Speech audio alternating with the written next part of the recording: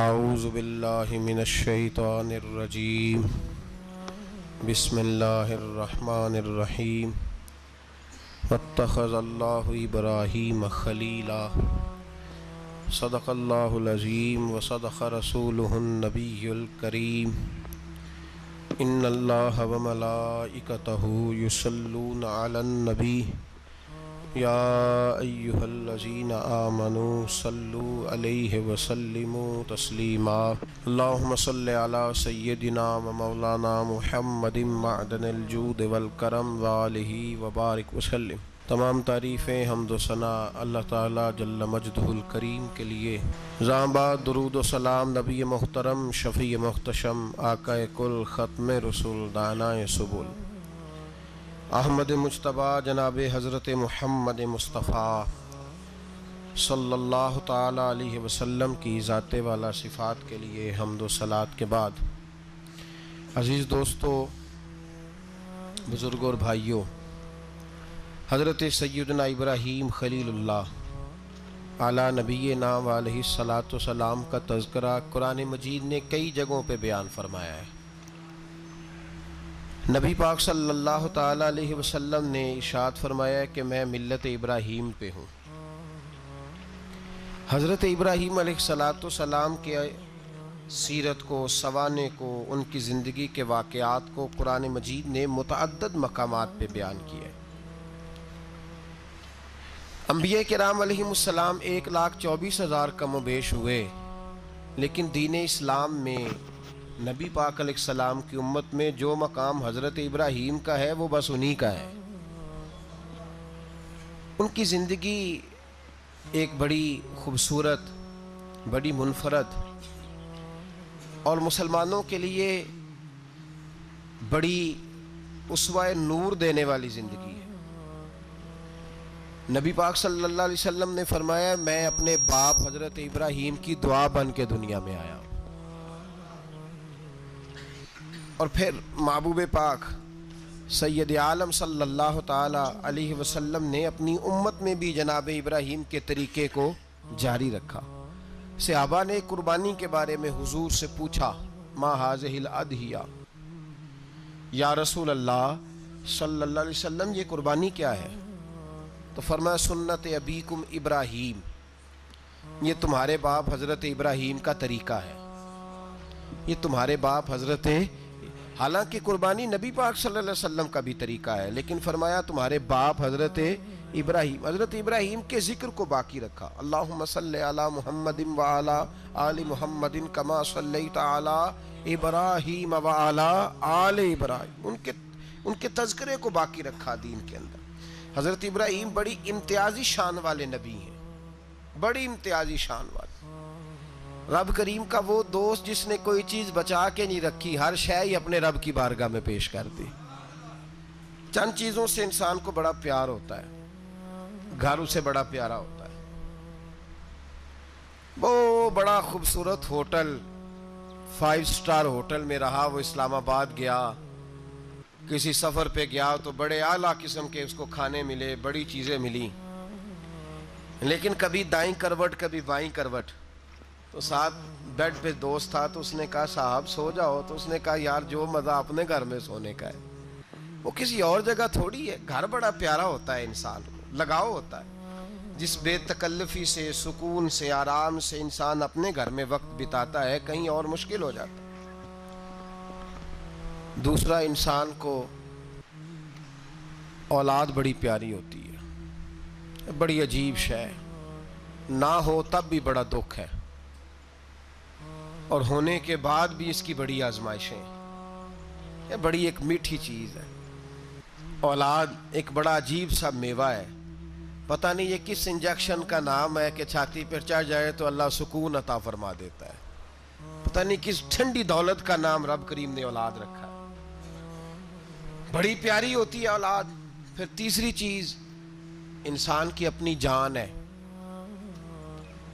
اور یہ اتنی قیمتی شے ہے کہ اللہ کریم نے فرمایا کہ اگر تیری گردن پہ کوئی آدمی پستول رکھ کے، تلوار تیرے گلے پہ رکھ کے کہے نا کہ رب کا انکار کر دے ورنہ مار دوں گا، تو فرمایا وقتی طور پہ میری ذات کا انکار کر پر جان بچا جا۔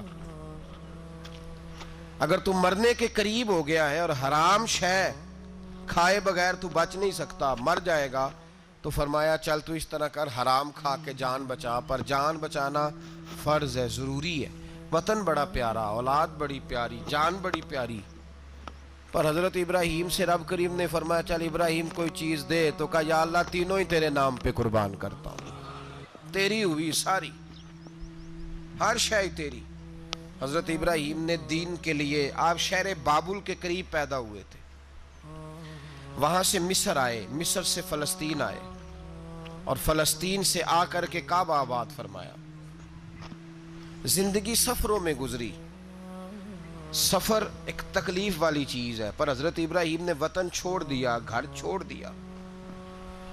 جان بڑی عزیز ہوتی ہے اصل میں نا، جب انسان جد و جہد کرتا ہے نا دین کے لیے، تو اس کے رستے میں بڑی چیزیں آتی ہیں، کبھی اولاد، کبھی گھر، کبھی باہر، کبھی حکومتیں، کبھی سیاستیں، کبھی چدراہٹیں، اس کے رستے میں بڑا کچھ آتا ہے اور اسے ہر چیز کو فیس کرنا پڑتا ہے۔ گھر کے اندر بھی جنگ ہوتی ہے اور گھر کے باہر بھی لڑائی ہوتی ہے، یہ آسان ہے ہی نہیں۔ ہم تو خیر ہتھیار چھوڑ کے پھینکنے والے لوگ ہیں، ہم بھولے بھالے لوگ ہیں، ہم کہتے ہیں میں نے تو کہا تھا مہندی نہ کرو، پر بیٹے نہیں مانے، بولے جو ہوئے۔ اسی طرح حالانکہ اگر وہ بیٹا کہے نا کہ ابا جی لاؤ زندگی میں سارا کچھ میرے نام کرو، تو پھر ہم بولے نہیں ہوتے، اور اس وقت ہم تیز ہوتے ہیں، کہتے ہیں یہ کیسے ہو سکتا ہے، ہاتھ کاٹ کے دے دوں۔ اس وقت نہیں، دین کے معاملے میں بولے ہوتے ہیں۔ بیٹا بد مذہب کے پاس جا رہا ہے تو اس وقت ہم بولے بھالے ہیں، کوئی عرض نہیں، لیکن اگر وہ اپنی پسند کی شادی کرے ہمیں کراس کر کے، پھر ساتھ ہی ہم تیز ہو جاتے ہیں۔ تو حضرت ابراہیم نے جب دین کے لیے نکلے تو جد و جہد کی، گھر کے اندر بھی گھر کے باہر بھی۔ آپ کے والد کا نام طارق ہے، وہ توحید پرست تھے، ایماندار تھے، پرہیزگار تھے۔ آپ کے چچا کا نام آزر ہے، وہ بت پرست تھے، بت بیچا کرتے تھے۔ حضرت سیدنا ابراہیم علیہ السلام جب میدان عمل میں نکلے تو حضرت ابراہیم علیہ السلام نے اپنے گھر سے جہاد شروع کیا، لڑنا پڑا۔ گھر کے اصولوں سے چچا نے جو رواج بنائے ہوئے تھے اس رواج سے ٹکرائے، فرمایا میں اپنے گھر کے اندر یہ بت پرستی نہیں ہونے دیں گا۔ چچا کو ایک دفعہ نہیں بار بار 100 دفعہ سمجھایا۔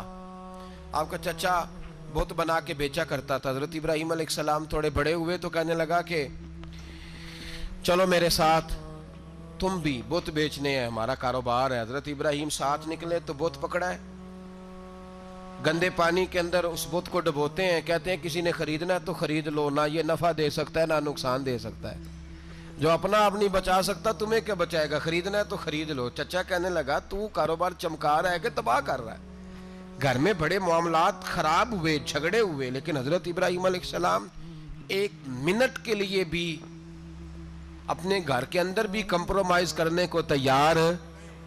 یہ تھوڑا مشکل میں نے پہلو چھیڑ دیا ہے، یہ تھوڑا مشکل پہلو چھیڑ دیا ہے۔ بڑا سمجھدار آدمی ہے پر بیوی سے پردہ نہیں کرا سکتا، سیانا ہے، پنچایت کا بندہ ہے، جو اس سے آپ کہیں گے وہ بات یہ سنائے گا، لیکن کہتا ہے نہیں جی میں نے کوشش کر لی ہے۔ کس قسم کی کوشش ہے صاحب، یہ کیسے ہو گیا؟ حضرت ابراہیم علیہ السلام نے گھر کے اندر سے فرمایا نہیں کرنے دوں گا، گھر کے اندر بھی ٹکرائے، فرمایا تم جو بھی ہو پاش پاش کیا چچا کے اصولوں کو، اور باہر جب نکلے تو صرف علاقے کے چیئرمین سے نہیں ٹکرائے، ایم پی ایم این اے وزیر مشیر سے نہیں ٹکرائے، سپر پاور نمرود دنیا کا واحد حکمران تھا، اس وقت دوسرا کوئی حکمران ہی نہیں تھا، اکیلے حکمران سے جا کر ٹکرائے، کوئی ساتھ فوج نہیں تھی، کوئی ساتھ ان کے طاقت بظاہر دنیا داری کی کوئی نہیں تھی، پر حضرت ابراہیم جا کے ٹکرائے، اور میرے رسول پاک صلی اللہ علیہ وسلم نے سند بیان کی، فرمایا افضل الجہاد کلمۃ الحق عند سلطان الجابر، فرمایا سب سے افضل جہاد یہ ہے کہ تو ظالم بادشاہ کے سامنے کھڑے ہو کے حق بات بیان کر دے، یہ سب سے بڑا جہاد ہے، یہ سب سے افضل الجہاد کلمۃ الحق عند سلطان الجابر، سب سے بڑا جہاد۔ حضرت ابراہیم کھڑے ہو گئے، سپر پاور سے ٹکرائے۔ یہاں ہم لوگ حکمتوں کا شکار ہیں، دیکھیں گے، کریں گے، سوچیں گے، اور مولوی صاحب کو ویسے کہتے ہیں آپ پرہیز کریں سیاسی باتوں سے. بھئی اللہ کے ہر نبی نے جا کے وقت کے ظالم حکمران کو لتاڑا ہے, للکارا ہے. یہ تو مشن انبیاء ہے. حضرت سیدنا ابراہیم علیہ السلام نے اس کو جا کے کہا کہ تو جھوٹ بولتا ہے, تو جھوٹا ہے, تو خدائی کا دعویٰ کرتا ہے, تو بہت بڑا ظالم ہے. اور قرآن مجید نے اس ساری بات کو بیان فرمایا. حضرت ابراہیم علیہ السلام سے کہنے لگا میں رب ہوں. تو آپ نے فرمایا میرا رب تو وہ ہے جو زندہ کرتا اور مارتا ہے. تو پھر آپ حق بات بیان کریں گے تو اللہ مارے گا کہ بندہ مارے گا؟ کچھ بھی نہیں ہوتا, کیونکہ زندگی موت کس کے ہاتھ میں ہے؟ اللہ کے ہاتھ میں. زندگی موت اللہ, کچھ بھی نہیں ہوتا. انسان صحیح سمت کا تعین کرے اور صحیح چلے. حضرت علی شیر خدا سے کسی نے کہا تھا کہ آپ کے بڑی دشمنی ہے, کوئی محافظ رکھ لیں. آپ فرمانے لگے موت خود بہت بڑی محافظ ہے, وقت سے پہلے آتی ہی نہیں. بڑی محافظ ہے, وقت سے پہلے. علامہ نورانی رحمت اللہ تعالی علیہ کراچی جیسے شہر میں رہا کرتے تھے, جہاں گام گام پہ خطرہ تھا. لوگوں نے کہا حضرت اتنے بڑے لیڈر ہو, آپ کی جماعت کی 62 سیٹیں ہوئی قومی اسمبلی میں, ایک ایسا وقت بھی آیا تو کوئی ایک آدمی بندوق والا. آپ فرمانے لگے مجھے ضرورت ہی نہیں, اس لیے کہ جس خدا رسول کے لیے میں نکلا ہوں وہ خود ہی حفاظت کرنے والے ہیں, ضرورت نہیں ان چیزوں. تو بھائی حضرت ابراہیم ٹکرائے اور آپ کا انداز کیا ہے؟ جا کے کہا کہ تو نہیں, خدا وہ ہے جو زندہ کرتا. اور اس نے ایک بیوقوفوں جیسی دلیل دی. ایک آدمی کو کل پھانسی دینی تھی تو اس کو بلایا, کہنے لگا تجھے کب پھانسی ہے؟ اس نے کہا کل. کہنے لگا جا تجھے آزاد کیا, زندگی دی, اس کو چھٹی دے دی. ایک عام آدمی بیچارہ بیٹھا تھا, اس کو پکڑ کے نا کہنے لگا اس کی گردن اڑا دو. کہنے لگا دیکھ لو میں بھی زندہ کرتا اور مارتا ہوں. وہ جو کل مرنے والا تھا میں نے زندہ کر دیا ہے, اور جس کو پتہ ہی نہیں تھا کہ میں نے مرنا ہے اسے پکڑ کے میں نے مار دیا ہے. یہ بیوقوفوں جیسی دلیل ہے. حضرت سیدنا ابراہیم علیہ السلام چاہتے تو اسی وقت دلیل توڑ دیتے کہ تو کیا بیوقوفوں جیسی بات کر رہا ہے, اگر تو زندگی دیتا ہے تو مرے ہوئے میں جان ڈال کے دے جس کو تو نے مارا ہے. لیکن حضرت ابراہیم نے دیکھا کہ بیوقوف ہے, بیوقوفوں سے بحث نہیں ہوتی, دلیل بدل لی جاتی ہے, ان کی عقل کے مطابق بات کی جاتی ہے. حضرت ابراہیم فرمانے لگے میرا رب وہ ہے جو سورج مشرق سے نکالتا ہے اور مغرب میں غروب کرتا ہے. تو اگر رب ہے تو تو مغرب سے نکال کے مشرق میں غروب کر. فبہت الذی کفر, کافر لاجواب ہو گیا, اس کے پاس اس چیز کا کوئی جواب نہیں تھا. علامہ اسماعیل حقی نے خوبصورت فقرہ لکھا ہے, خوبصورت, جان ڈال دی ایک جملہ کہہ کے.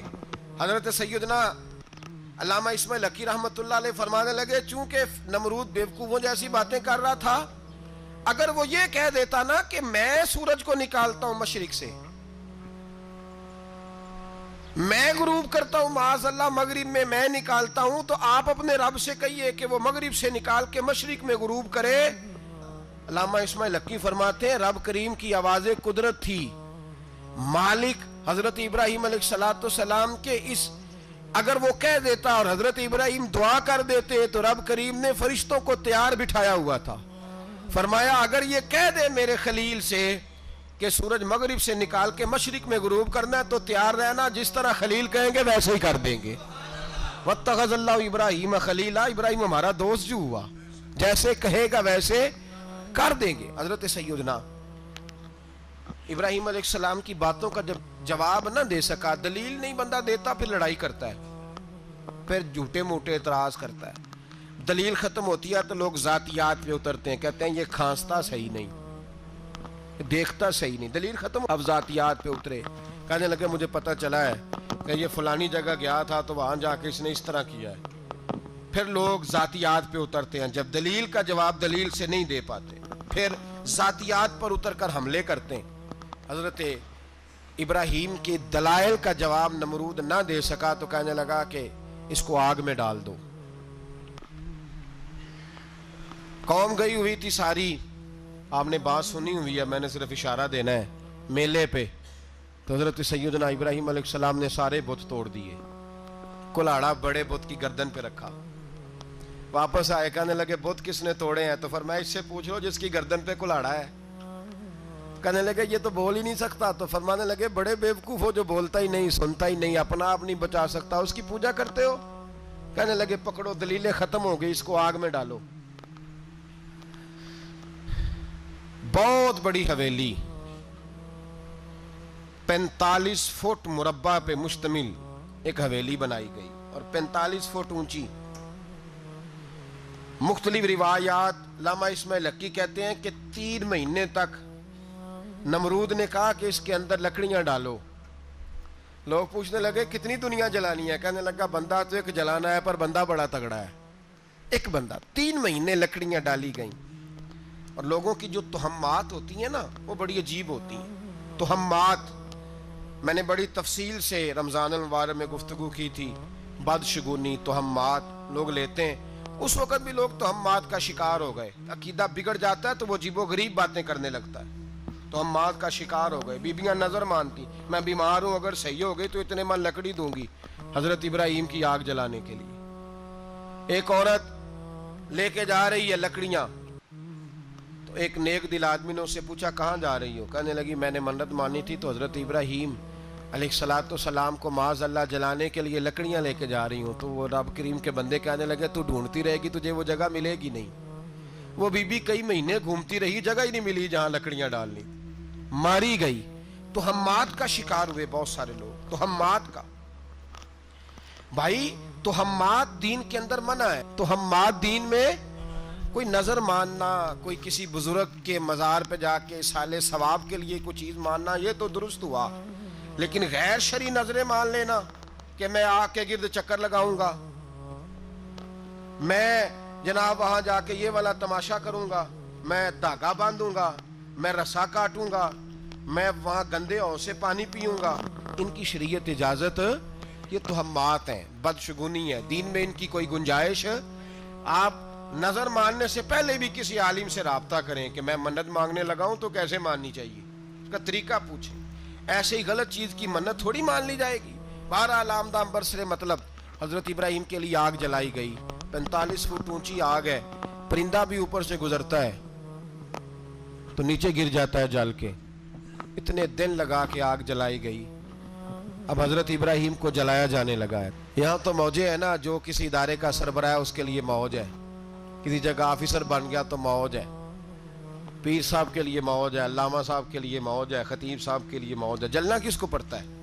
वाली कोई नहीं रहा, माशाअल्लाह वो लोग गुजर गए जो तकलीफें सह के काम करते थे, गुजर गया जमाना। हजरत सैयदना इब्राहीम अलैहिस्सलाम को जलाया जाने लगा है, तो अब इतनी बड़ी आग है तो डालें कैसे? शैतान ने तजवीज दी कि मंजनीक बनाओ। मंजनीक, बड़े बड़े बांस बांध के उनके नीचे रस्सा बांधो। वो जिस तरह झूलने के लिए झूला बनाया जाता है, इस तरह एक मंजनीक पुराने जमाने में उसमें पत्थर रख के फेंके जाते थे दुश्मनों पे। वो मंजनीक बनाई गई कि दूर से हजरत इब्राहीम को फेंकेंगे। हाथ हजरत इब्राहीम के बांध दिए, पांव मुबारक बांध दिए, पूरी जमीन पे एक नाम लेने वाला खुदा का। और उसको आज रस्सियों में जकड़ा हुआ है। जब फेंका जाने लगा ना आग में, हूरें रोने लगी, फरिश्ते तड़पने लगे, ए अल्लाह ये क्या होने लगा है? एक तेरा खलील और वो भी आग में। फरमाया जाओ जाके उससे कहो अगर तुम्हारी मदद लेता है तो उसे बचाओ। हवा का फरिश्ता आया, कहा इब्राहीम अगर तू कहे। ओ भाई, इन चीजों को कहानी समझ के ना सुना करें, ये दास्तान नहीं, ये वो तरीके हैं जो हमारे रसूल ने हमें अपनाने का हुक्म इरशाद फरमाया है। जो अकीदे, ये वो नजरियात है जो हमें ओढ़ने को कहा गया। अपने रब करीम की रिजा पे राजी रहने के ये वो खूबसूरत मवाके हैं सूफिया ने जिनको बनाकर समझाकर हम तक पहुंचाया है। ये है अहले तरीकत की बातें। वो कहते हैं यार जिस हाल में रखे राजी रहना है। हजरत इब्राहीम अलैहिस्सलाम को फेंका जा रहा है, फरिश्ता आया, ए अल्लाह के खलील अगर हुक्म दो तो इतनी हवा चलाऊं कि नमरूदी जल जाए सारे, आग उन पे फेंक दी जाए। आपने फरमाया तू जा, तुझसे मुझे कोई काम नहीं। थोड़ी देर के बाद पानी का फरिश्ता आया, कहा हुजूर इतनी बारिश बरसाऊंगा कि आग बुझ जाएगी। फरमाया तू जा, तुझसे कोई काम नहीं। अब जब मंजनीक में रख दिए गए, आग में जाने का लम्हा है, तैयारी है, हजरत जिब्रील अमीन हाजिर खिदमत हुए। कहा इब्राहीम कोई हाजत? फरमाया तुझसे कोई नहीं। कहा चलो मुझसे नहीं तो रब करीम से ही बात कर लो, मुझे पता है मैं छोटा हूं, आप मुझसे मदद क्यों लोगे, रब करीम से ही बात कर ले।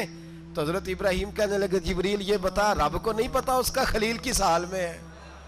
उसे नहीं पता मैं किस हाल में हूं? میرے ہاتھ بندھے ہیں پیر بندھے ہیں آگ میں، اسے نہیں پتا؟ بتایا تو اسے جاتا ہے جسے خبر نہ ہو، تو اگر اسے پتا ہے تو اگر وہ جلانے پہ راضی ہے تو میں بھی جلنے کو تیار ہوں، میں تیار ہوں، اسے کہو ٹھیک ہے۔ حضرت سیدنا ابراہیم علیہ السلام کو منجنیق میں ڈال کے جو پھینکا آگ میں، یا نار کونی بردم و سلاما علی ابراہیم، اللہ نے فرمایا اے آگ میرے ابراہیم پہ ٹھنڈی بھی ہو جا اور سلامتی والی بھی ہو جا۔ حضرت ابراہیم کو 2 فرشتوں نے بٹھا دیا زمین پہ، پھول کھلے ہیں، کونپلیں مہک رہی ہیں، کلیاں خوشبو دے رہی ہیں۔ حضرت ابراہیم نے سر سجدے میں رکھ دیا، سبحان اللہ والحمد للہ ولا الہ الا اللہ واللہ اکبر۔ حضرت ابراہیم اللہ کی تسبیح پڑھنے لگے، رب کریم کا شکر بجا لانے لگے۔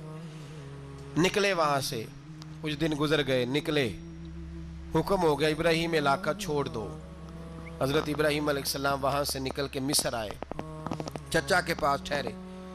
انہوں نے اپنی بیٹی جناب سارہ کا نکاح کر دیا۔ کچھ آگے بڑھے تو ایک ظالم بادشاہ سے ٹکرائے، اس نے ایک شہزادی، ایک بادشاہ کی بیٹی قید کی ہوئی تھی، جناب ہاجرہ نام تھا، ان کو قید سے چھڑا کے ساتھ لائے۔ حضرت لوط علیہ السلام بھی ساتھ، یہ 4 لوگوں کا قافلہ چلا، فلسطین میں جا کے پڑاؤ ڈالا، گھر بار چھوڑا، تبلیغ شروع ہوئی۔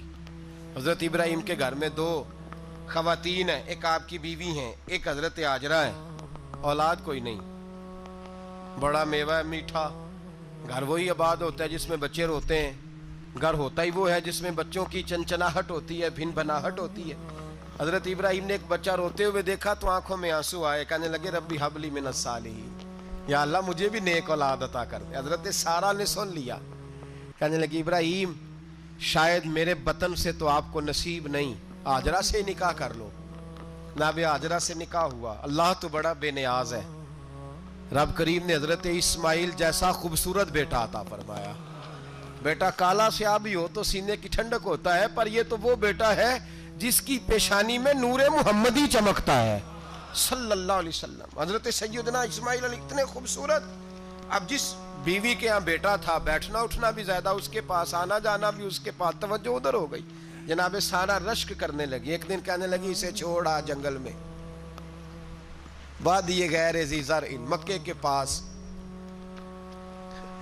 بھائی ایک بیٹا عالم دین بنا لو، کہنے لگا روٹی کہاں سے کھائے گا؟ تیرے 5 بیٹے ہیں، کو حافظ قرآن بنا، کہتے روٹی کہاں سے کھائے گا؟ وہ بچہ بھی کہتا ہے میں کہاں سے کھاؤں گا؟ حضرت ابراہیم علیہ السلام تو چند مہینے کا بچہ چھوڑ آئے، تو کہاں سے روٹی کھائی حضرت اسماعیل نے؟ کہاں سے کھائی ان کی اماں نے روٹی؟ بھوکے مر جاتے ہیں یہ سارے۔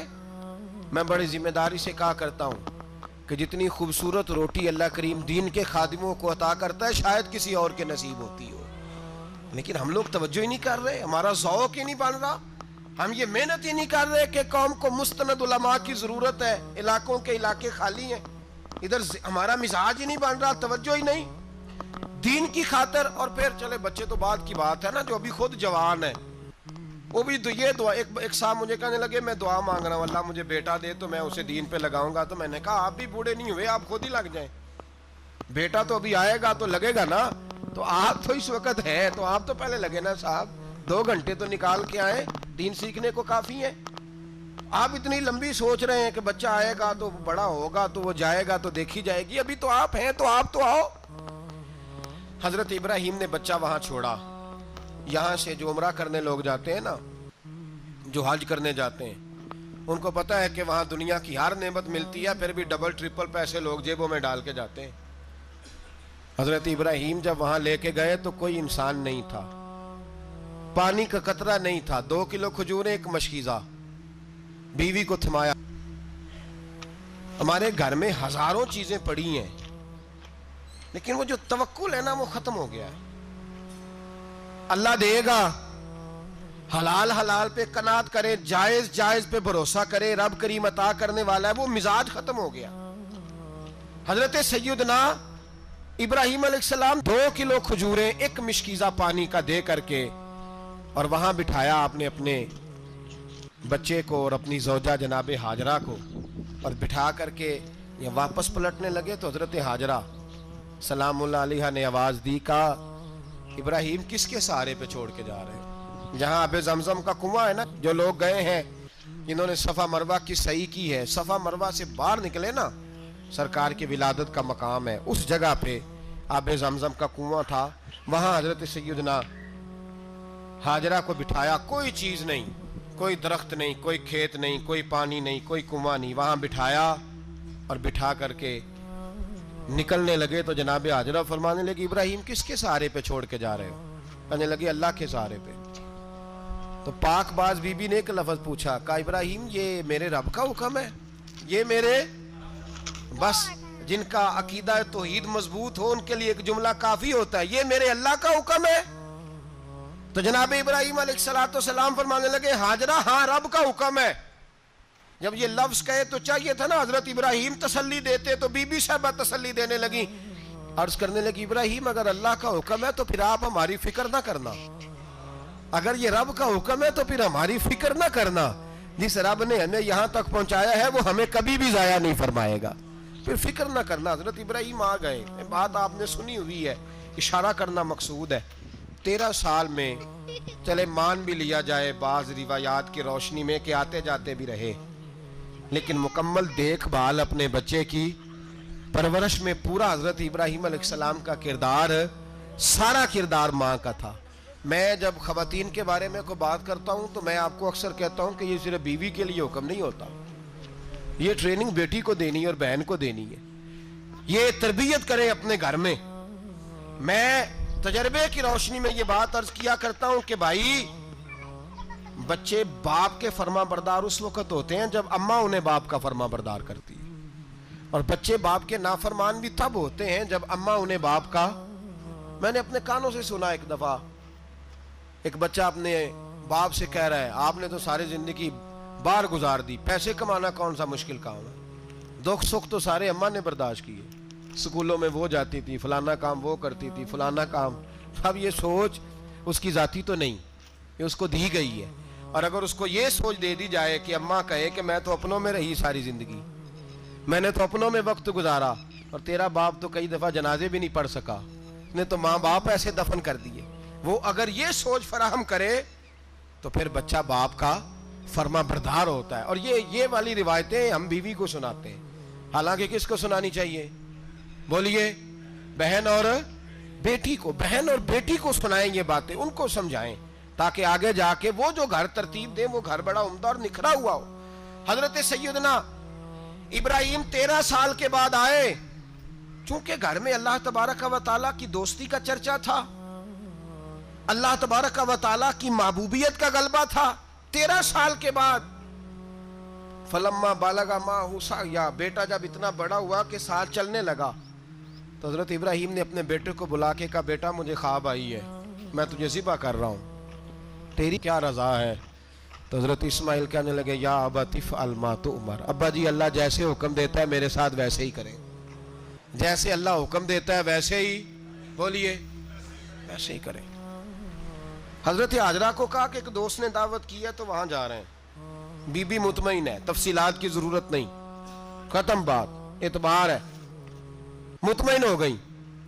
شیطان پیچھے سے آیا اماں کے پاس، ذرا تھوڑی دیر کے لیے تصور جمائیے، یہاں تو پڑوسن آ کے کوئی بات بتا دیتی ہے خاوند کے بارے میں تو کئی مہینے جھگڑا جاری رہتا ہے، پڑوسن محلے دار۔ شیطان نے آ کے بتایا لفظ کیا ہے؟ کہا حضرہ تمہیں پتا ہے کہاں جا رہے ہیں؟ کہا دوست کی دعوت میں۔ تو کہنے لگے دوست کون ہے؟ رب کریم، اور ابراہیم کا خیال ہے کہ اس رب نے مجھے حکم دیا ہے کہ میں ذبح کروں۔ تو حضرت ہاجرہ کہنے لگی کبھی باپ بھی بیٹا ذبح کرتے ہیں؟ شیطان کہنے لگا ان کا خیال ہے کہ ان کے رب نے حکم دیا ہے۔ تو جناب ہاجرہ فرمانے لگی اگر رب نے حکم دیا تو پھر تو مجھے شیطان لگتا ہے، تو مجھے شیطان لگتا ہے۔ کہا کیا مطلب؟ فرمانے لگی اگر رب کریم کا حکم ہے تو میرے پاس ایک اسماعیل ہے، اگر 1000 بھی ہوتے میں سارے اللہ کے راستے میں پیش کر دیتی، مالک کا ہی تو ہے سارا کچھ، اسی کا ہے، اس میں لیت اللہ کی کیا گنجائش؟ حضرت سیدنا ابراہیم علیہ السلام نے بیٹے کے حلق پہ چھری رکھ بھی دی اور چھری چلا بھی دی، رکھ بھی دی، اور وہ تو اللہ کریم نے فرمایا یا ابراہیم قد صدقت الرؤیا، ابراہیم تو نے خواب سچا کر دکھایا، وہ قیامت تک تیرا نام رہے گا۔ حضرت ابراہیم نے وطن بھی دیا، جان بھی دی، بیٹا بھی، اللہ کریم نے دمبے دیے، فرمایا یہ فدیہ ہے، اب یہ قربانی قیامت تک حضرت ابراہیم کے طریقے کے مطابق جاری ہے. حضرت ابراہیم بہت بڑے مہمان نواز تھے, بہت بڑے. آپ جب مصر میں قیام تھا تو بڑے بڑے لمبے چوڑے لنگر پکتے تھے, لوگ آیا جایا کرتے تھے, بڑا تفصیل کے ساتھ کھانا ہوتا تھا. مہمان نوازی آپ کی خاص صفت مبارکہ ہے. ہمارے ہاں بھی مہمان نوازی ہوتی ہے امیروں کی, بلکہ اب تو مہمان نوازی اس طرح کی ہے کہ کل تیری میرے پاس دعوت ہے اور پرسوں میری تیرے پاس ہے. وہی امیروں میں وہ چکر رہتا ہے, پارٹیاں دوست ایک دوسرے کو ڈالتے ہیں, تیری طرف پارٹی تیری طرف. اور اسی انداز میں اب یہ عید آئے گی نا, ٹکا پارٹیاں ہوں گی جگہ جگہ, اور لوگ سوال پوچھنے لگے ابھی سے, کہتے ہیں قربانی کا کتنا گوشت گھر رکھنا جائز ہے, قربانی کا کتنا گوشت گھر رکھنا جائز ہے. سارا ہی جی اس لیے فریزر لے لے, فریج سے نہیں کام چلے گا. سارا ہی جہاز گھر رکھنا سارا ہی جائز ہے, رکھ لیں. او خدا کے بندے, قربانی وہ بندہ دیتا ہے جو سارا سال ہی گوشت کھاتا ہے. صحیح کہہ رہا ہوں؟ قربانی صاحب نصاب صاحب استطاعت بندہ دیتا ہے نا, تو وہ سارا سال ہی گوشت, تو سارا گھر میں رکھنا بھی جائز ہے, لیکن سارا دے دینا بھی. تو جو آ رہی ہے اس پہ کیوں توجہ کرتے ہو, جو دوسرا جائز ہے اس پہ کیوں نہیں عمل کرتے؟ سارا تقسیم کر دیں, بات ختم ہوئی. یقین کریں, محرم میں جا کے دوست ٹیلی فون کر کے سوال پوچھتے ہیں, کہتے ہیں صاحب سنا ہے قربانی کا گوشت محرم میں کھانا جائز نہیں. میں کہ نہیں, ربیع الاول چ بھی جائز جے, رجب رمضان تک کھاؤ, کوئی بندہ نہیں منع کرتا. اس لیے کہ کسی کو دینا تو پسند ہی نہیں. یا پھر اس میں سے جو خاص چیزیں ہیں وہ اپنی فریج میں, اور باقی جو ہے وہ دوسروں کے لیے. یہ کیا طریقہ ہے ہمارا, اور اسی پہ عمل ہے. اللہ تبارک و تعالی ہمیں سمجھنے کی توفیق عطا فرمائے. حضرت ابراہیم بہت بڑے مہمان نواز تھے. صرف قربانی نہیں دیتے تھے, سارا سال بہت سارا لنگر, بہت سارا کھانا پینا, بہت ساری چیزیں جاری رہتی تھی. اور جتنے غریب لوگ تھے فلسطین کے, ان کو پتا تھا کہ حضرت ابراہیم علیہ السلام کا لنگر جاری ہے. فلسطین میں جب آپ کا قیام تھا, ایک دفعہ ڈھیروں مہمان آ گئے اور کھانے کو کوئی چیز نہیں. حضرت سارہ اور جناب ہاجرہ دونوں اس وقت موجود تھیں. وہ کہنے لگی ابراہیم بہت سارے مہمان آ گئے تو کیا کریں؟ جناب سارہ کہنے لگی کس طرح کر کے ان کی مہمان نوازی کرنی. اور حالات یہ ہیں کہ قحط پڑا ہوا ہے فلسطین میں, مصر میں, دور دراز علاقوں میں. تو حضرت ابراہیم کہنے لگے یہ اللہ کے مہمان ہیں اور ہمیں رب کریم کا بندہ سمجھ کے آ گئے, اللہ ہی بندوبست کرے گا. فرمانے لگے میرا مصر میں ایک دوست ہے, وہ قحط کے دنوں میں غلہ جمع کر لیتا ہے, میں اس کی طرف پیغام بھیجتا ہوں, مجھے امید ہے وہاں سے غلہ ملے گا. 2-3-5 اونٹ والے غلام بلائے اور ان کو کہا کہ جاؤ غلہ لے آؤ مصر کے دوست سے. وہ لوگ کہتے ہیں ہم غلہ لینے گئے, وہاں جب پہنچے تو حضرت ابراہیم خلیل اللہ علیہ السلام کا پیغام دیا تو آپ کا وہ دوست کہنے لگا غلہ تو بے شمار تھا, مجھے خبر نہیں تھی کہ حضرت ابراہیم کا پیغام آئے گا, تو میں تو سارا تقسیم کر چکا ہوں. لوگ لے گئے, اب تو کوئی شے نہیں. اب وہ خالی آ گئے, 5 کے 5 اونٹ. جب خالی آئے تو حضرت ابراہیم کی حویلی کی دیواریں چھوٹی چھوٹی تھیں. ان غلاموں میں سے, خادموں میں سے, آپ کے ان چاہنے والوں میں سے ایک کہنے لگا یار وہ غریب تو انتظار کر رہے ہوں گے کہ غلہ لینے گئے ہیں, ہمیں روٹی ملے گی. چھوٹی چھوٹی دیواریں ہیں, وہ جب دیکھیں گے نا خالی آ گئے تو انہیں تکلیف ہوگی. اس طرح کرو بوریوں میں ریت بھر لیتے ہیں, ریت بھر کے لے جاتے ہیں, بعد میں اندر رکھ کے انہیں سمجھا بہلا لیں گے یا حضرت ابراہیم کو بتائیں گے, وہ خود ہی ان لوگوں کی دلجوئی فرمائیں گے.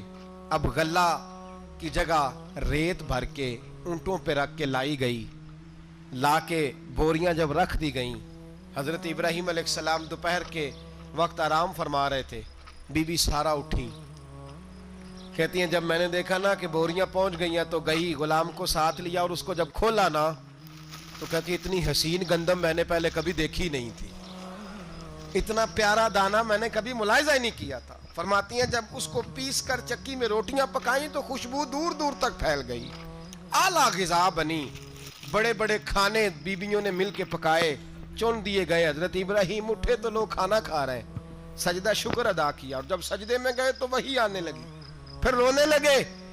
جب پلٹ کر باہر تشریف لائے تو جناب سارہ کہنے لگی ابراہیم تمہارا مصری یار بڑا اچھا ہے, اس نے اتنی اعلیٰ گندم بھیجی ہے کہ اتنی تو میں نے پیاری گندم کبھی دیکھی نہیں. جناب ابراہیم مسکرائے, فرمانے لگی سارہ یہ مصری یار نے نہیں بھیجی، یہ میرے عرشی یار نے بھیجی ہے، یہ میرے عرشی یار نے بھیجی ہے۔ بھائی مہمان نوازی مزاج تھا، ہاتھ لٹا دینا مزاج تھا، دوسروں کی اشک شوئی مزاج تھا۔ حضرت ابراہیم علیہ السلام کا طریقہ ہے قربانی، حضور نے ان کا طریقہ بیان کیا۔ اگر سال کے بعد قربانی دینا ان کا طریقہ ہے تو سارا سال غریبوں کو روٹی دینا بھی حضرت ابراہیم کا طریقہ ہے، سارا سال غریب کی نوکری کرنا یہ بھی حضرت ابراہیم کا طریقہ ہے، بھوکے کو کھانا کھلانا یہ بھی۔ میرے مصطفیٰ کریم سید عالم صلی اللہ علیہ وسلم سے صحابہ نے پوچھا حضور بہترین مسلمان کون ہے؟ بہترین مسلمان؟ تو حضور نے فرمایا جو سلام لینے میں پہل کرے اور غریب کو روٹی کھلانے میں سب سے اچھا ہو، وہ بہترین مسلمان ہے، زبردست مسلمان۔ ہمارے ہاں دعوتیں ہوتی ہیں تو امیروں کی، افطاریاں ہیں تو امیروں کی، اور میرے مصطفیٰ کریم علیہ السلام نے فرمایا بدترین دعوت ہے جس میں امیر بلائے جائیں غریب نہ بلائے جائیں، وہ بدترین دعوت۔ حضرت ابراہیم کا طریقہ رہا ساری زندگی مہمان نوازی۔ اور دوسرا ان کا مزاج تھا، اللہ سے پیار ہو گیا تھا نا، جب رب کریم سے محبت ہوتی ہے نا اور محبت کا احساس ہوتا ہے دل میں، پھر سجدے لمبے ہوتے ہیں۔ عام آدمی تو نماز بھی نہیں پڑھ سکتا، اسے خدا سے محبت ہوتی ہے وہ تہجد بھی نہیں چھوڑ سکتا۔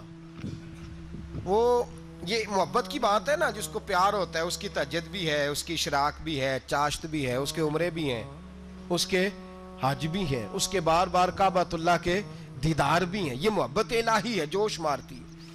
ان لوگ سجدہ کرتے ہیں تو اٹھتے ہی نہیں، اللہ کے بندوں سے پیار کرتے ہیں اللہ کی۔ حضرت ابراہیم کو رب کریم سے اتنی محبت تھی، اتنا پیار تھا کہ وہ آپ کی زندگی کے ہر پہلو سے چھلکتا تھا۔ ایک وقت ایسا آیا کہ اللہ تعالیٰ نے حضرت ابراہیم کو بہت زیادہ مال عطا فرمایا، اتنے اونٹ گنے نہیں جاتے، گائیں اتنی زیادہ کہ شمار نہیں ہوتی، بکرے بکریاں اتنی زیادہ کہ شمار، بہت زیادہ مال اللہ نے عطا فرمایا۔ اور ابھی کچھ عرصہ پہلے آپ پیچھے جائیں نا تو جو لفظ مال تھا وہ روپے پہ تو بولا ہی نہیں جاتا تھا، وہ جانوروں پہ بولا جاتا تھا۔ بہت زیادہ مال اللہ نے دیا، بکریاں، گائیں، اونٹ، بیل، بڑا کچھ۔ تو رب کریم نے فرشتوں سے فرمایا کہ وَاتَّخَذَ اللَّهُ ابراہیم خلیلا، ابراہیم میرا دوست ہے۔ تو فرشتے کہنے لگے یا اللہ جسے اتنا کچھ دیا جائے اس نے دوست تو بننا ہی ہوتا ہے، تو نوازا ہی بڑا ہے، اتنا مال، اتنے کھیت کھلیان، اتنا کچھ۔ اللہ کریم نے فرمایا جاؤ آزمائش کر لو، امتحان لے لو۔ فرشتہ امتحان لینے پہنچ گیا۔ حضرت ابراہیم کے جانور چر رہے ہیں چراگاہ میں، حضرت ابراہیم بھی ہیں، غلام بھی ہیں، بہت بڑا ریوڑ ہے، آپ تشریف فرمائیں۔ ایک فرشتہ آیا تو کھیت میں چھپ کے بیٹھ گیا اور بلند آواز سے کہنے لگا سبحان اللہ والحمد للہ ولا الہ الا اللہ واللہ۔ یہ تسبیح بڑی پسند ہے، محبوب نے ان کی فضیلت بیان کی۔ اب وہ حضرت سیدنا ابراہیم علیہ السلام کھڑے تھے تو وہ کھیت میں بیٹھ کے تسبیح پڑھنے لگا سبحان اللہ والحمد للہ ولا الہ الا اللہ۔ حضرت ابراہیم کہنے لگے یہ میرے رب کا نام کون لے رہا ہے؟ بڑی اس کی میٹھی آواز ہے، بڑی، کون ہے؟ ڈھونڈنے لگے، گھومتے گھومتے اس کے پاس چلے گئے، فرشتہ انسانی شکل میں۔ تو میرے رب کا ذکر کر رہا تھا؟ اس نے کہا میں ہی کر رہا تھا۔ فرمانے لگے یار ایک دفعہ پھر نہیں کرتا؟ تو کہنے لگا ابراہیم پہلے تو میں اپنی مرضی سے کر رہا تھا، تو کہتا ہے تو پیسے لگیں گے، پیسے ہیں تو کر دیتا ہوں۔ حضرت ابراہیم کہنے لگے بول تو کیا لے گا، میرے اللہ کا ذکر سنانے کا کیا لے گا؟ کہنے لگا جتنی بکریاں آپ چرا رہے ہیں ساری دے دے تو میں اللہ کا ذکر سنا دیتا ہوں۔ اور آپ نے فرمایا بس جا تیری ساری ہوئی میرے رب کا ذکر سنا۔ اور پھر شروع ہو گیا سبحان اللہ الحمدللہ ولا الہ الا اللہ واللہ اکبر۔ حضرت ابراہیم علیہ السلام کیف میں یار پھر ذرا سنا، نہ علمہ وچ پھسا سانو، تو یار دی گل سنا سانو، ذرا دوبارہ سنا۔ پھر سنایا، ایک دفعہ پھر کہا، فرشتہ کہنے لگا بس جی آپ کے پیسے پورے ہو گئے۔ حضرت ابراہیم کہنے لگے چل ایک دفعہ اور سنا۔ کہنے لگا پیسے لگیں گے، تو کیا لے گا؟ کہنے لگا گائیں بھینسیں ساری میری۔ فرمایا بس یار اتنی قیمت، تو سنا صحیح، سارا کچھ ہی تیرا۔ پھر شروع ہو گیا سبحان اللہ والحمدللہ ولا الہ الا اللہ واللہ اکبر۔ گائیں دے دیں، بھینسیں دے دیں، وہ ذکر سناتا ہے۔ حضرت ابراہیم کبھی مچلتے ہیں، کبھی روتے ہیں، کبھی آہیں بھرتے ہیں، تو میرے رب کا نام لے رہا ہے، ذرا پھر سے لے۔ کیف جاری ہے۔ کہنے لگا بس بھائی۔ حضرت ابراہیم فرمانے لگے تو اور لے لے جو لینا ہے، مجھے ذکر سنا۔ اس نے کہا ابراہیم بکریاں میں لے چکا، گائے بھینسیں میں لے چکا، اونٹ رہ گئے، سارے لے لوں گا پھر ذکر سناؤں گا. فرمایا جا تیرا ہوا تو ذکر سناتا رہ, میں دیتا ہوں. دے دیا, کچھ دیر ذکر کیا تو اب خاموش ہو گیا. حضرت ابراہیم خلیل اللہ علیہ السلام فرمانے لگے ذکر سنا. کہنے لگا ابراہیم اب تیرے پاس دینے کو کیا ہے, ہر چیز تو میں لے چکا. آپ فرمانے لگے یہ گائے بھینسیں بکریاں چرانے کے لیے تجھے کوئی نوکر ملازم بھی تو چاہیے نا, تو اس طرح کر مجھے رکھ لے, میں روٹی نہیں مانگوں گا, کھانا نہیں مانگوں گا, تو اللہ کا ذکر سناتا رہنا, میں تیرے جانوروں کی نوکری کرتا رہوں گا. حضرت ابراہیم علیہ السلام نے جب یہ کہا نا, فرشتے کی آنکھوں میں آنسو آ گئے. تر دامنی پہ شیخ ہماری نہ جائیے, ہم دامن نچوڑ دیں تو فرشتے وضو کریں. فرشتہ رو پڑا اور کہنے لگا ابراہیم مجھے سینے سے لگاؤ, آپ واقعی اس قابل ہے کہ اللہ آپ کو اپنا دوست بنائے, واقعی اس قابل ہے کہ رب آپ کو اپنا. حضرت ابراہیم علیہ السلام کا خدا سے محبت کرنے کا نرالا انداز. اور میرے بھائی یہی محبت انہیں میرے مصطفیٰ سے بھی تھی. ایک نبی گھر بنا رہا ہے, دوسرا بنوا رہا ہے. حضرت اسماعیل علیہ السلام پتھر اٹھا اٹھا کے لا رہے ہیں, جناب ابراہیم بنا رہے ہیں. جب خانہ کعبہ بن گیا تو کہنے لگے ربنا وابعث فیہم رسولا, اے اللہ اب اسے بسانے کے لیے اپنا آخری رسول بھی عطا فرما. نبی پاک فرماتے ہیں میں دعا ہوں حضرت ابراہیم کی. یہ قربانی حضرت ابراہیم کا طریقہ ہے. حضور نے اگرچہ نبی پاک کی اپنی سنت تھی, یہ بھی کہہ سکتے تھے سنتی و سنت ابیکم ابراہیم, میری سنت ہے اور تمہارے باپ ابراہیم کی سنت ہے. یہ نہیں فرمایا. جب صحابہ نے کہا قربانی کیا ہے, فرمایا سنت ابیکم ابراہیم, یہ تمہارے باپ ابراہیم کی سنت ہے. ہر صاحب نصاب پر قربانی واجب ہے. جو زکوٰۃ کا نصاب رکھتا ہو اس پر قربانی واجب ہے, یعنی ضروریات سے زیادہ اتنے پیسے, جتنے پیسوں سے زکوٰۃ فرض ہوتی ہے اتنے پیسے جس آدمی کے پاس قربانی سے پہلے پہلے آ جائیں اس آدمی پر قربانی کرنا واجب ہے. بکرا, چھترا, دمبا 1 سال کا یا دمبا 6 مہینے کا ہو پر اتنا بڑا محسوس ہوتا ہو کہ لگے کہ 1 سال کا ہے, اس کی قربانی ہو سکتی ہے. جانور میں کوئی عیب نہیں ہونا چاہیے, اتنا کمزور نہ ہو کہ ذبح جہاں اسے کرنا ہے وہاں وہ چل کے جا نہ سکے, اتنا کمزور جانور نہ ہو. اس کے اندر بظاہر کوئی اتنا بڑا نقص نہ پایا جاتا ہو, کانا نہ ہو, لنگڑا نہ ہو, کوئی اس کی ہاتھ نہ کٹے ہوئے ہوں, ایسا نقص جو واضح ہو. بکرا 1 سال کا, گائیں اور بھینس یہ 2 سال کی, اونٹ 5 سال کا. اب اس میں یہ ہے کہ ہمارے بہت سارے دوست چونکہ ہم دیہاتی لوگ ہیں تو پوچھتے ہیں کہ دوندا نہیں ہے تو چوگا نہیں ہے, تو یہ ہماری پنجابی کی اصطلاحات ہیں. پنجابی کی شریعت اسلامیہ نے سال بتائے ہیں, یہ تو ہم نے اپنی آسانی کے لیے, یا دیہاتوں میں جو ماحول تھا اس طرح کا جانور لیں, خوبصورت جانور لیں. جو نصاب ہے وہ بھی میں نے آپ کو بتایا, لیکن ایک اور پہلو بھی ہے. نبی پاک صلی اللہ علیہ وسلم پہ زکوٰۃ کبھی فرض نہیں ہوئی, کبھی حضور پہ زکوٰۃ فرض نہیں ہوئی. نبی پاک صلی اللہ علیہ وسلم کے پاس اتنا سرمایہ کبھی اکٹھا ہوا ہی نہیں کہ زکوٰۃ فرض ہو. لیکن نبی پاک کے صحابہ فرماتے ہیں کہ مدینے کے 10 سالوں میں اللہ کے رسول نے ہر سال قربانی فرمائی ہے, ہر سال قربانی دی. اور جس سال حضور حج کرنے گئے اس سال اللہ کے نبی نے 63 اونٹ ذبح فرمائے. اور حضور صلی اللہ علیہ وسلم جب اونٹ ذبح کرنے لگتے نا تو صحابہ کہتے ہیں اونٹ خود دوڑ کے حضور کے سامنے آ کے لیٹ جاتا, اور نبی پاک اسے ذبح کرتے اور فرماتے ہیں ایک دوسرے کو دھکے دیتے اونٹ کے, پہلے میں نے جانا ہے ذبح ہونے کے لیے, پہلے میں نے. انہیں پتا تھا کہ جو مصطفیٰ کے ہاتھوں ذبح ہوگا وہ تو دائمی زندگی پا جائے گا, یہاں بھی وہاں بھی زندہ. 63 اونٹ ذبح کیے. ایک اونٹ میں کتنی قربانیاں ہوتی ہیں؟ 7. اب 63 کو 7 سے ضرب دو گے تو کتنی بنے گی؟ اور پھر نبی پاک صلی اللہ علیہ وسلم نے 10 سال مدینہ منورہ میں قربانی دی, ہر سال. اب وہ 63 اونٹ, ایک اونٹ میں 7 قربانیاں, ہر سال یہاں قربانی. اور مولا علی شیر خدا فرماتے ہیں نبی پاک 2 قربانیاں دیتے. میں نے کہا حضور 2 جانور ذبح کر رہے ہیں آپ, تو حضور نے فرمایا ایک میری طرف سے, ایک میری امت کی طرف سے, غریبوں کی طرف سے. اور حضرت علی کو حضور نے وصیت فرمائی تو 2 دیا کرے گا. یا رسول اللہ صلی اللہ علیہ وسلم میں غلام ہوں, خادم ہوں. حضور نے فرمایا علی ایک تو نے اپنی دینی ہے, ایک میری طرف سے دینی ہے. 2 قربانیاں. مولا علی نے بھی ساری زندگی 2 قربانیاں دی. حضرت علی بھی مال کے نصاب نہیں تھے,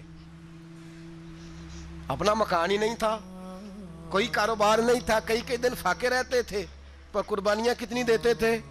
2۔ ہمارے پاس ویسے اگر سسرال میں، میکے میں، کزنوں میں کچھ شادی ہو جائے تو 50-60 ہزار کا خرچہ برابر ہے، وہ پکا ہے۔ اور قربانی کی باری غریب ہو گئے، سارے غریب ہو گئے، کہتے نہیں یہاں مشکل ہے۔ او خدا کے بندے، اللہ کے ساتھ تجارت کر، اس کے رستے میں 1 دے گا، رب تجھے 70 گنا اضافہ کے ساتھ عطا فرمائے گا۔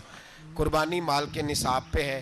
کوشش کیا کریں کہ اللہ کے رستے میں جب دینا ہو پھر لیت اللہ سے بچیں، خوبصورت جانور لائیں جن کو اللہ نے توفیق دی ہے، ان کے لیے نصیحت ہے جن کو اللہ نے توفیق دی۔ میں نے اپنے حضرت صاحب کو دیکھا ہے، وہ کہتے تھے کئی جانور اللہ نے بڑا نوازا ہے، کہتے ایک میرا ہے، ایک میرے ماں کا، ایک میرے باپ کا ہے، ایک میرے فلاں استاد صاحب کا، ایک میرے پیر صاحب کا ہے۔